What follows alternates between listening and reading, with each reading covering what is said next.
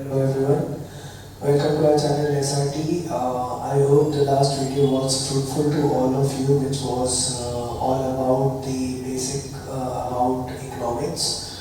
And today we are going to upload our new video, that is the basic terminologies of economics. Guys, believe me, the terms are very small, but the importance of each and every terms is very much important throughout the economics. So I hope this video is going to be very helpful to you, and believe me, each and every term, if you keep it in your mind, this will help you a lot in the entire course of economics in whichever stream you are. It may be in the academics level, it may be in the professional level as well. So guys, let's start with that.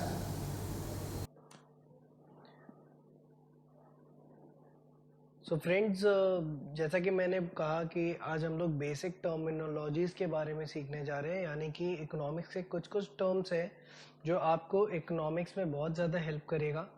जैसे जैसे आप subject में आगे बढ़ते जाएंगे, वैसे वैसे ये हर एक टॉपिक कहीं ना कहीं आपको दिखेगा।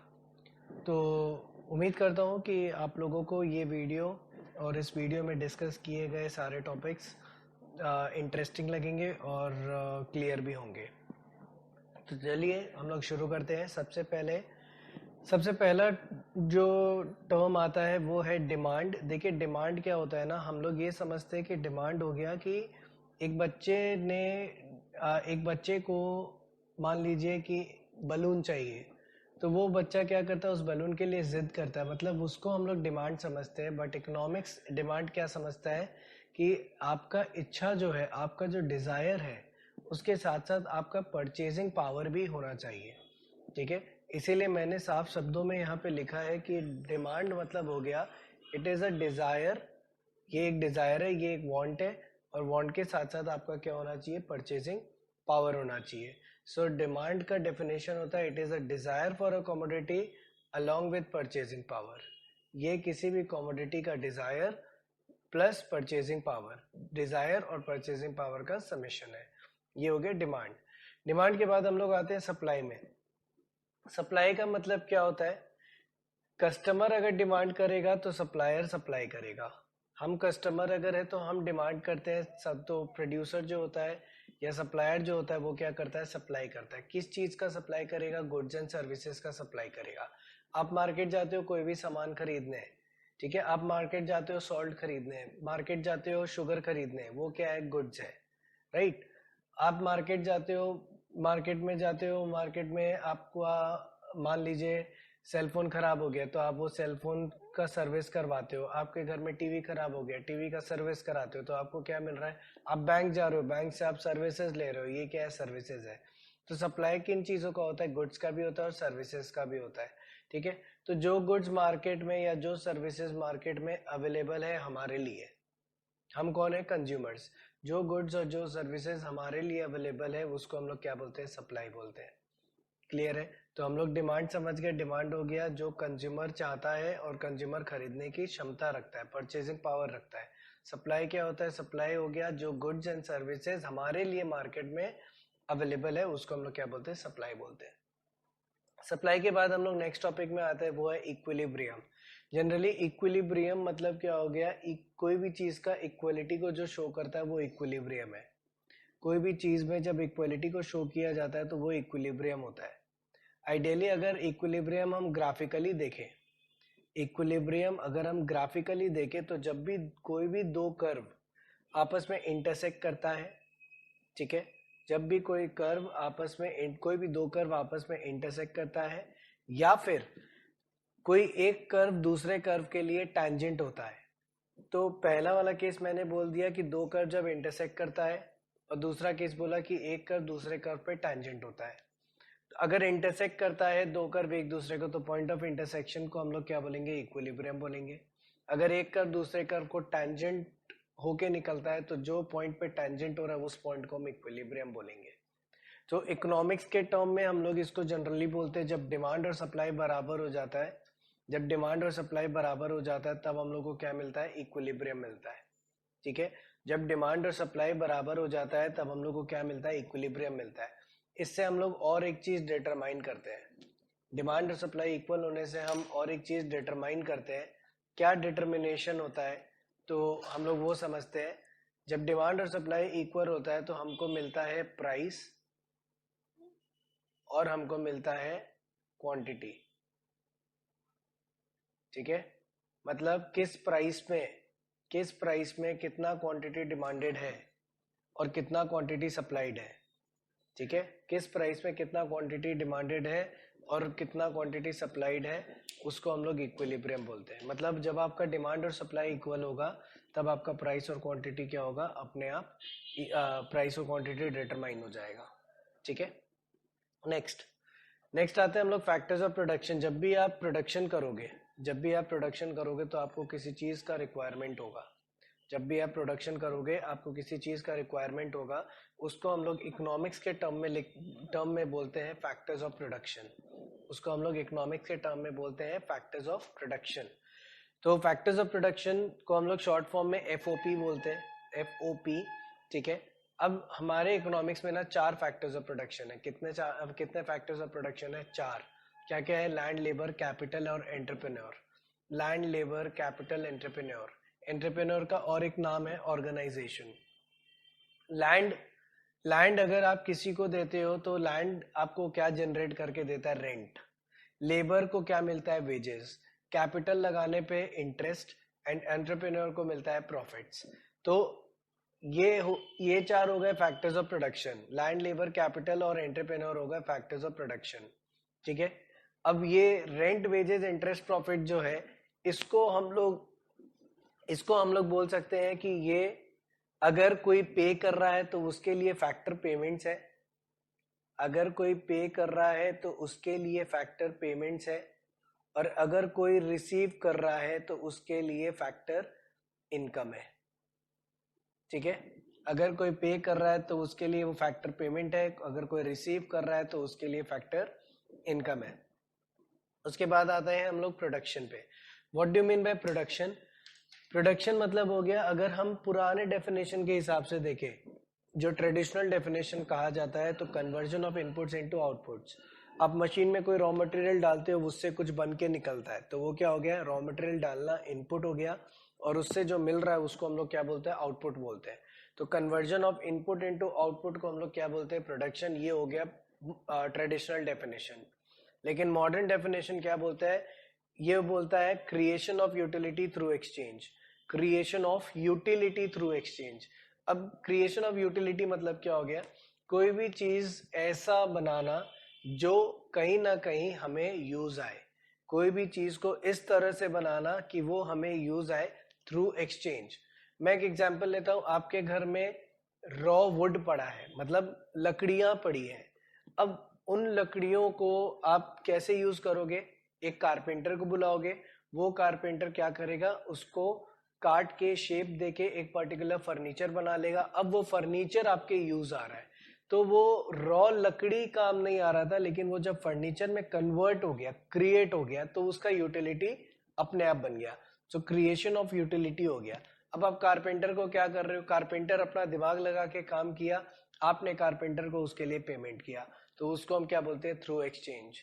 ठीक है, so it's a creation of utility through exchange. Next is utility.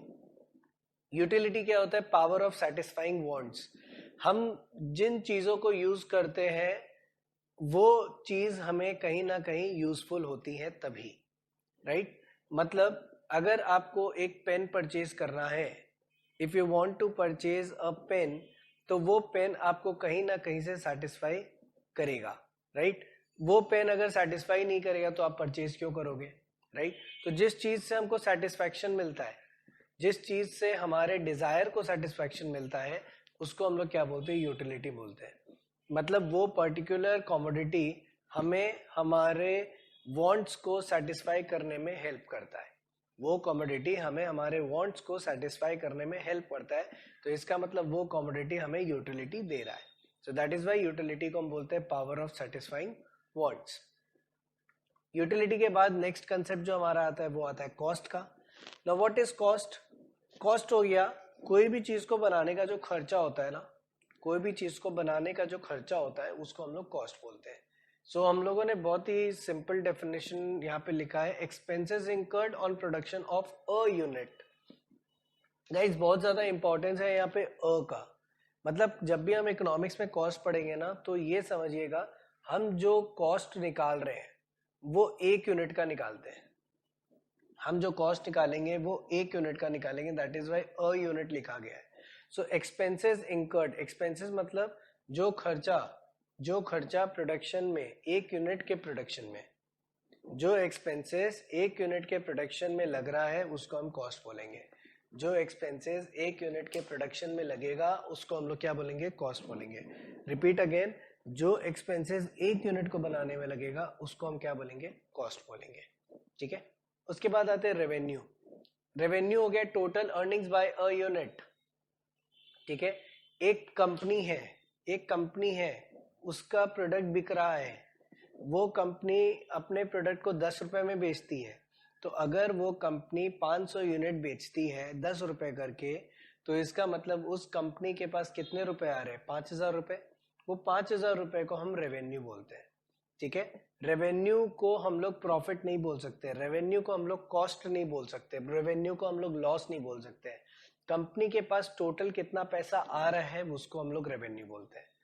किसी भी कंपनी के पास कितना पैसा आ रहा है उसको हम लोग रेवेन्यू बोलते हैं।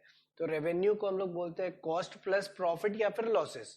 ठीक है, कॉस्ट प्लस प्रॉफिट या फिर लॉसेस। कॉस्ट आप प्लस कर लो, या मतलब प्रॉफिट होगा तो प्लस कर लेंगे, लॉस होगा तो माइनस कर लेंगे, तो उसी को हम लोग क्या बोलते हैं, रेवेन्यू बोलते हैं। समझ में आ गया? So what is revenue? It is the total earnings by a unit. अब हम लोग अपने अगले पॉइंट पे आ जाते हैं, वो है market. Now what is market? Market वो प्लेस है, वो एरिया है। मार्केट इज दैट प्लेस और एरिया, यहाँ पे मैं और एक वर्ड यूज कर सकता हूँ, region. Market is that place, area और रीजन जहाँ पे बायर्स और सेलर्स एक दूसरे से मिलते हैं। ठीक है, where buyers and sellers meet each other, interact with each other. ठीक है, किस लिए इंटरैक्ट करते हैं? कुछ परचेज करने के लिए, कुछ सेल करने के लिए। सेलर सेल करने बैठा है, बायर परचेज करने बैठा है। क्या परचेज करोगे या क्या सेल करोगे? गुड्स और सर्विसेज। अभी थोड़ी देर पहले बताया सप्लाई के केस में कि गुड्स एंड सर्विसेज मार्केट में हमें मिलते हैं, है ना, मैंने बोला। तो वही मार्केट का डेफिनेशन में देखिए आ गया, जहाँ पे बायर सेलर मिलते हैं, परचेज सेल करते हैं। क्या परचेज सेल करेंगे? गुड्स और सर्विसेज का। और उसके बदले में क्या मिलेगा? उसके बदले में बायर को पे करना पड़ेगा और सेलर को मिलेगा। बायर पे करेगा और जो पे करेगा वो सेलर को मिलेगा। क्या पे करेगा? प्राइस। तो आप कोई भी सामान बाजार में परचेज करने जाते हो तो आप उसके लिए प्राइस पे करते हो। आप कोई भी सर्विस परचेज करने जाते हो तो उसके लिए भी कुछ प्राइस पे करते हो। ठीक है, इन अ पर्टिकुलर टाइम पीरियड, मतलब एक पर्टिकुलर टाइम पीरियड का ही हम लोग यहाँ पे बात करते हैं। ठीक है, ओवरऑल पीरियड का हम लोग एक बार में बात नहीं करते। एक पर्टिकुलर टाइम पीरियड में कितना, एक पर्टिकुलर टाइम पीरियड में हम लोग का जो भी एक्शन होता है उसी को हम लोग इकोनॉमिक्स में कंसिडर करते हैं। तो मार्केट का डेफिनेशन क्या हो गया? It is a place, area, मैंने और एक वर्ड यूज किया, रीजन।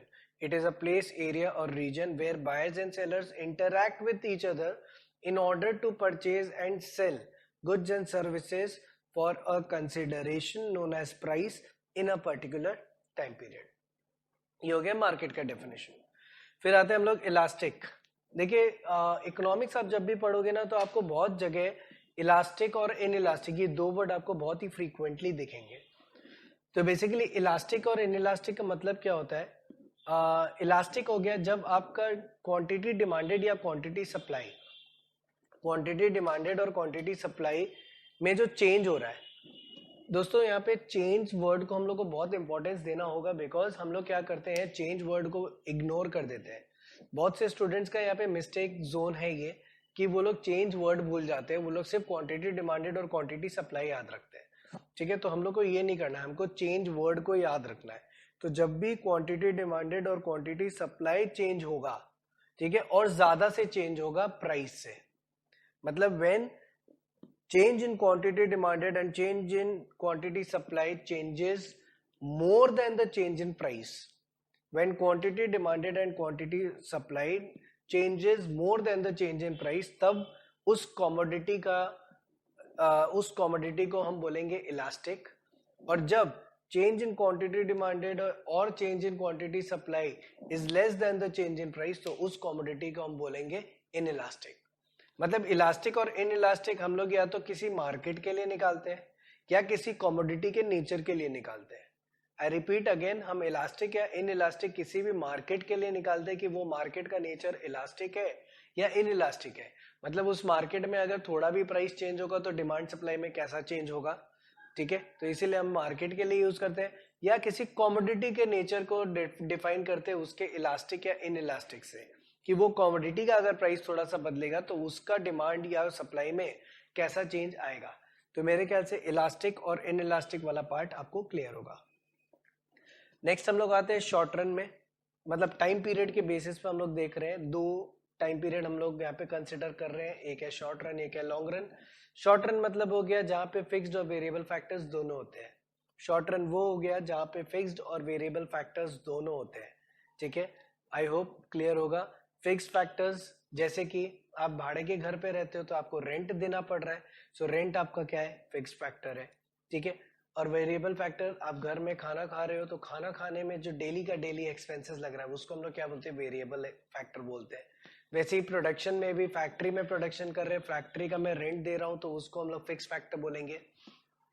और फैक्ट्री में जो प्रोडक्शन हो रहा है, रॉ मटेरियल लग रहा है, किसी दिन प्रोडक्शन ज्यादा हो रहा है तो रॉ मटेरियल ज्यादा लग रहा है, कम प्रोडक्शन हो रहा है तो कम लग रहा है, तो उसको हम लोग वेरिएबल फैक्टर बोलेंगे।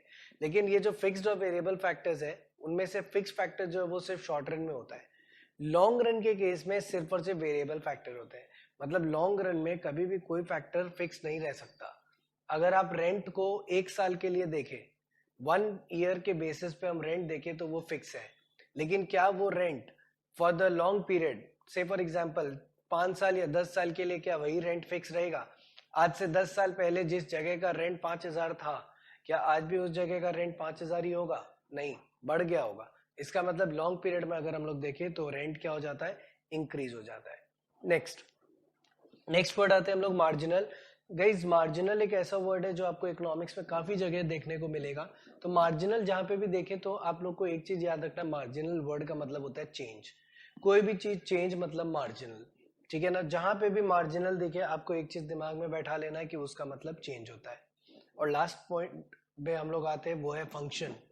गाइज ये कोई शादी और का फंक्शन नहीं है, ये फंक्शन है मैथ से रिलेटेड, एल्जेब्रा से रिलेटेड, जहां पे हम लोग बहुत जगह देखेंगे। आपको डिमांड फंक्शन दिखेगा, सप्लाई फंक्शन दिखेगा, प्रोडक्शन फंक्शन दिखेगा, कॉस्ट फंक्शन दिखेगा। फंक्शन का मतलब हो गया ये एक एल्जेब्रिक रिलेशन एस्टैब्लिश करता है। ये एक एल्जेब्रिक रिलेशन एस्टैब्लिश करता है 2 या 2 से ज्यादा वेरिएबल्स के बीच में। ये एक एल्जेब्रिक रिलेशन एस्टैब्लिश करता है 2 या 2 से ज्यादा वेरिएबल्स के बीच में। तो गाइज ये हमारा, गाइस कैसा लगा आपको वीडियो हमारा? उम्मीद करता हूँ बहुत हेल्प होगा आपको इस वीडियो से, इसके हर एक टर्म्स से। तो अगर अच्छा लगा तो चलिए जल्दी से हमारे चैनल को आप सब्सक्राइब कर लीजिए और बेल आइकन को भी टैप करके रखिए ताकि हमारी वीडियोस सबसे पहले आप तक पहुँचे। एंड साथ ही साथ हमारे चैनल को सब्सक्राइब कर शेयर करिए ताकि और भी लोग इस चैनल के बारे में और इकोनॉमिक्स के वीडियोस अभी जब तक अपलोड हो रहे हैं तब तक उस वीडियो का इम्पोर्टेंस हो और उस वीडियो से उनको भी हेल्प मिल सके। So guys like, share, subscribe, comment and tap the bell icon, and if you have any queries please let us know on the number flashing on the screen. You can WhatsApp and you can give a text message or you can just give a call to us and we'll reach out to you as fast as possible. So thank you guys, thank you for watching the video and stay connected for the next video to be uploaded. Thank you so much.